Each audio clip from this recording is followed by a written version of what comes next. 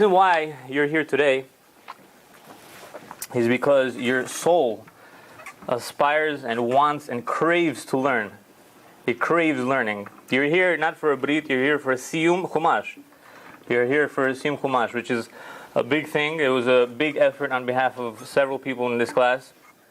So I think, like I was saying before, the learning part is very, very important, and we are not valuing the learning. Now, for those people that do value learning, and I'm sure everybody here wants to make some time to learn, I'm going to go a little bit into detail of what needs to be done. Now, we have to make goals. Now, reading a book, or reading a chapter in a book, listening to lectures, they're all great. As Rav Shmuel says, they're all cute things to do. So my point over here is that we need to go about learning. We need to make learning goals. What learning goals? It's a systematic way of learning to finish Tanakh, learning to finish the whole Talmud, Mishnah, and the halachot and everything, Shulchan Aruch, in a systematic form, which is what we're doing with Rav Yochanan right now. Learning it in a system so that you can finish everything within your lifetime, and you can do many, many reviews, as Rav Yochanan mentioned recently. So there's a nice saying that if you don't know where you're going, anywhere will get you there. It's very powerful. If you don't know where you're going, anywhere will get you there. So it's just the value, how important it is to make goals for ourselves.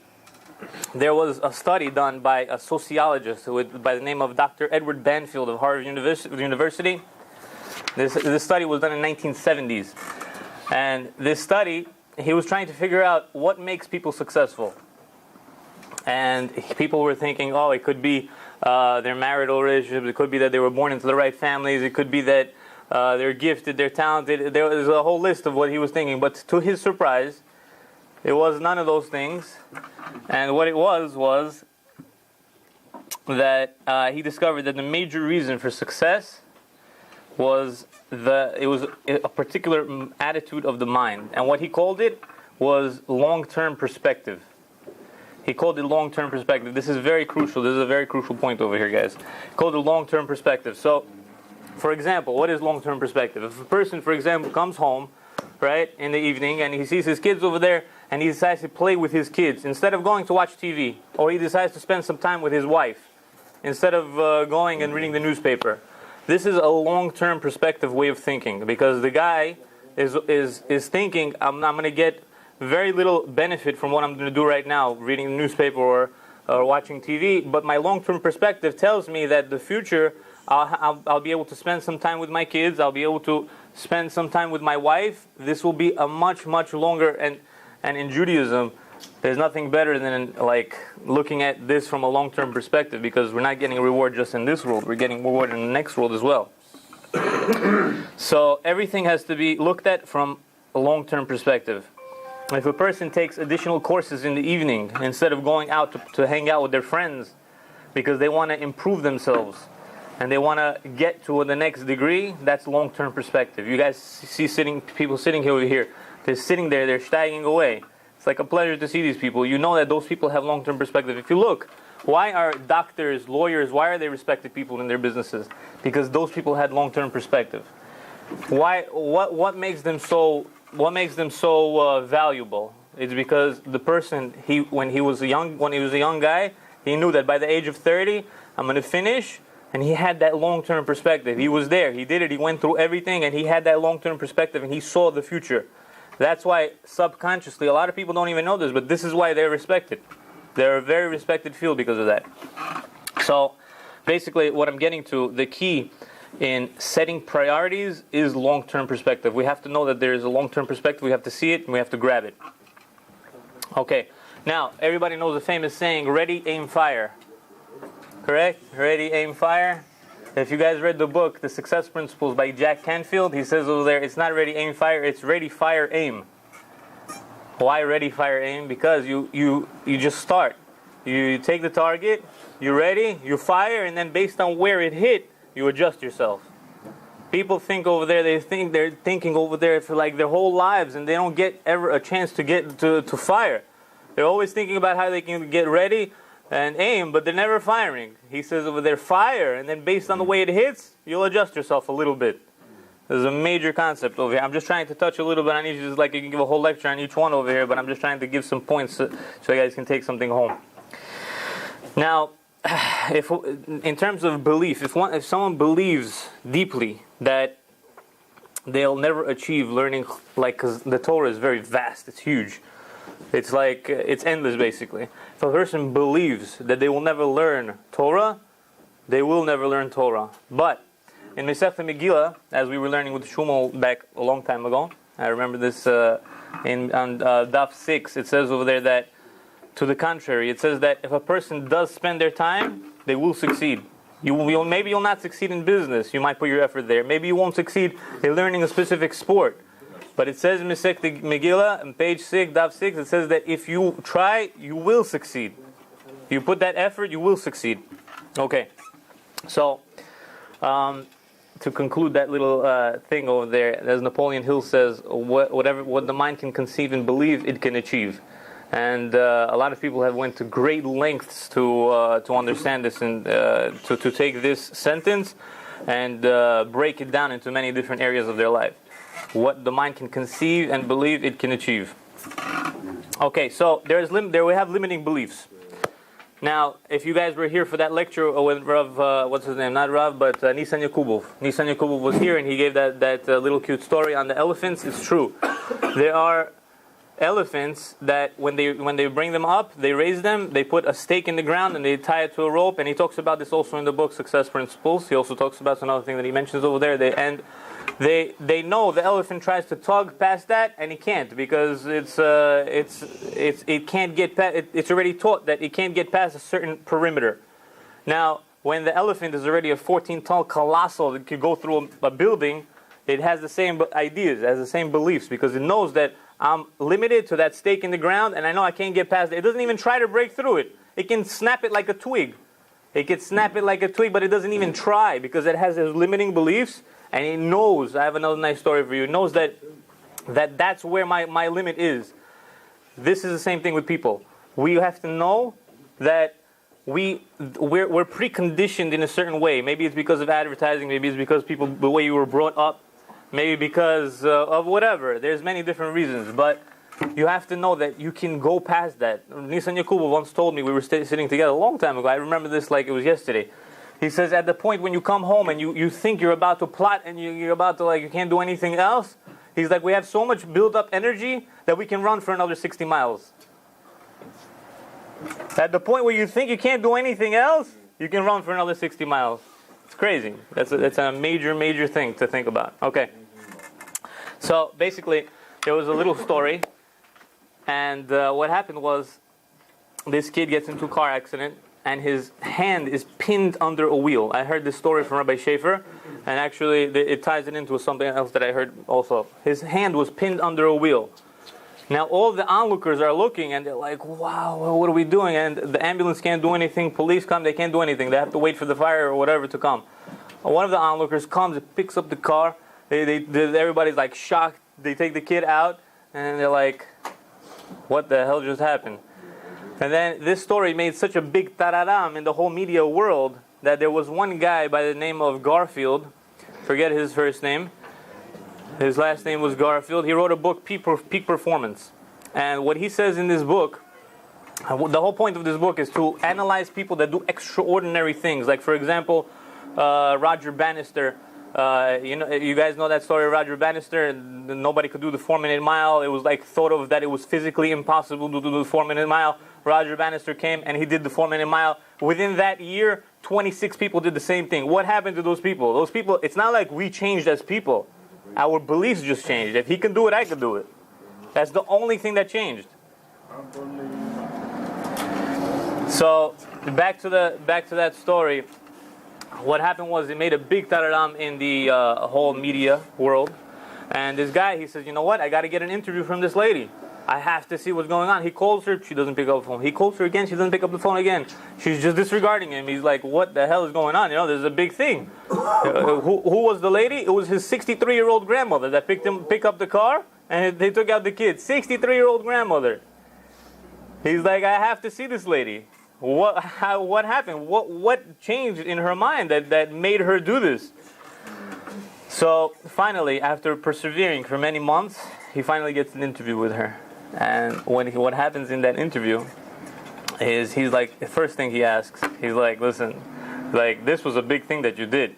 Tell me something. How is it possible that you picked up a car? And my real question is, why didn't you even want to speak to me? I feel like a little bit, I feel bad that you didn't even want to talk to me. I want a simple interview. The lady tells him something unbelievable. She tells him that if I could have done that at the age of 63, what could I have done my whole life? What was I missing out on in my whole life? She's like, at that time, I thought those things anything was impossible. She's like, they didn't even come remotely close to where I needed to be in a mental state. It was the spur of the moment. I saw my grandchild there. I picked up the car, and I just thought to myself, what am I doing? What did I do my whole life? I didn't do anything. The guy got a sponsor for her. The lady went on, and she finished college. She became a professor in a university, and everything was all good and great. But the point over here is that we have so much potential within ourselves that we just don't know. We don't know our potential. So I'm just trying to bring out each person's potential. It's very, very important to learn. This is what actually spins the whole world. With the tsunami, what happened? It was told that with the tsunami that happened, that huge thing is because we weren't learning 1 second in the world, and the world stopped for a second. And it created like a vacuum effect. The world stopped from one side, and it's a little twitch, and that's what actually happened. The tsunami, it pulled itself and it let it out from the whole world, and that's how the huge wave came. So learning spins the world, guys. All right, fear. What's fear? Fear, guys. Fear is fantasized experiences appearing real. That's all it is, guys. That's all fear is. You gotta take fear and you gotta get rid of it, guys. There's so much fear out there that, what if I don't do this? What if I don't learn the whole Torah? Don't start about thinking about what you're gonna do learning the whole Torah. Start with page 1, guys. That's why when you start learning Gemara, if you guys see, it starts from page 2 because they're like, okay, the guy already went past page 1. He feels good. All right. As Nike says, just do it. So guys, just start, please. Now, how do we start? We start with a little bit. Inch by inch, it's a cinch. Yard by yard, it's very hard. You guys heard of that before? So there was a story, very, very nice story, and it's like we can see the way people think based on this story, that our sages think on this story. Rabbi Akiva, this is the major story of Rabbi Akiva. He was sitting by a well. He goes and the thing is trickling down, and he sees, oh wow, this trickling down, and he made a hole. If the water can do that through the rock, and my heart is like, so imagine what the Torah can do to my heart. And that's a cute way of looking at it. That's a very cute way of looking at it. But the Vilna Gaon says something else, and it's amazing to see the way these people think. It's great just to learn Torah, just to see what these people say, the way they think, and the way their whole hashkafa on thinking is unbelievable. So what the Vilna Gaon says, he says that he saw this from a different perspective. And he asks a question. He says, if you were sitting by that well, by that spring, would you get affected? Would that make you go for 24 years to go learn, or 20 years, or whatever, 24 years to go learn to go learn and leave your wife? We see miracles happening every day, but it doesn't affect us. This little incident affected him, and it affected everybody after him. So what he sees over here, what the Vilna Gaon sees, is that it wasn't one big blow that did it. It was a trickle of water. It was a drop. It was that first drop that did it. And each drop contributed to that hole. And he was like, if I'm already 40 years old, I can do this, Guys, we're all very young over here. We can achieve great things. Great things. If it's not in just success in life, it's success in Torah, it's success in anything. So please don't limit yourself. There's no drop, no matter how small, that does not affect. That doesn't affect. So that's exactly what he saw. He saw every drop, and each drop accounted for something over there. Now, a lot of people think that They're learning things. They're not. It doesn't cost it. It's not gonna go into effect anywhere. Everything that you do gets written down, whether it's for good or for bad. Everything gets written down, and everything is accounted for. Now, in terms of learning muscles, your learning muscles, they become stronger over the weeks and months. The concentration and your love for review will grow, and it will continue to grow over time. You'll develop. You'll see it's easier for you to start learning. In the beginning, it's hard. Actually, there's a Jack Canfield says this also in his book. Good book, by the way. He says over there, when a NASA rocket takes off, it uses a massive amount of energy to take off. This energy, a massive amount of fuel is used in just to get past the gravity of the pull of the Earth. Once they're already in the space, they can go. But a huge amount. This is the same thing in Torah learning, guys.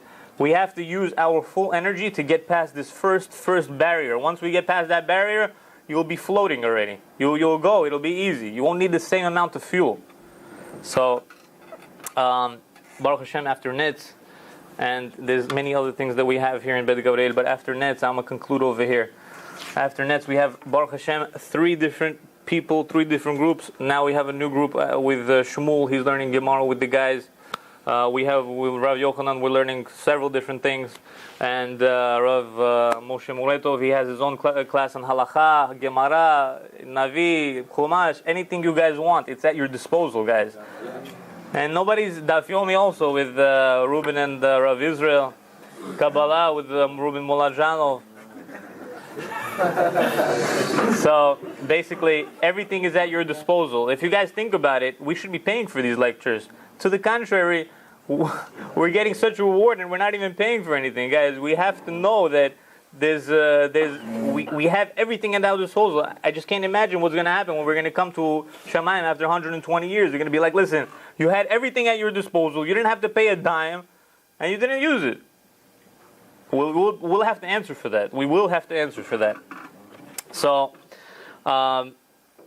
in what's his name, Rav Jonathan Rieti, he says something very nice. He says, not how many hours of Torah you learn a day, it's how many minutes per hour that will make the difference.